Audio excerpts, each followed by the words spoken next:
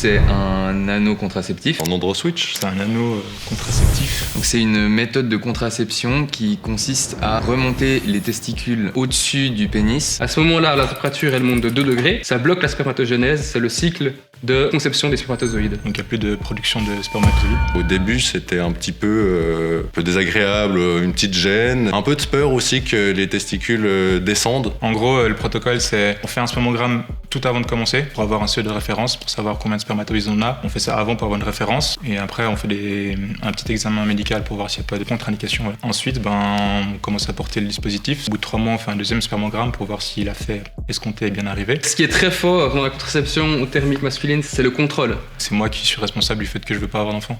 Et pas quelqu'un d'autre qui est responsable pour moi. Un homme est peut-être 12 à 15 fois plus fertile qu'une femme en termes de temps. Une minute dans l'année, on regarde les chances qu'un homme soit fertile ou une femme. L'homme, c'est quasiment du 100%. La femme, c'est plutôt du 8-5%. Donc c'est-à-dire qu'on s'attaque à la cause la plus massive de fertilisation. Les avantages pour moi, c'est que en fait, c'est mon propre corps qui me contracepte. Quand je dis que je prends la contraception, les gars, ils sont très surpris parce que c'est pas du tout quelque chose auquel ils pensent et auquel ils ont pensé que c'était possible. Et je pense que involontairement, ça en devient un tabou parce que c'est quelque chose dont on parle pas, donc on se pose pas la question. Ça permet de vider un peu de la charge mentale de ma copine. Elle était contente que je m'investisse aussi de ce côté-là. Est-ce qu'il y a une espèce de soulagement de savoir que c'était plus forcément à la femme de devoir avoir la responsabilité de la contraception? Il y a une logique économique au fait qu'on mette pas ça en avant. Il n'est pas légalement vendu comme un contraceptif. Il n'y a pas une certification qui est super bien faite. Un anneau, ça coûte environ 40 francs.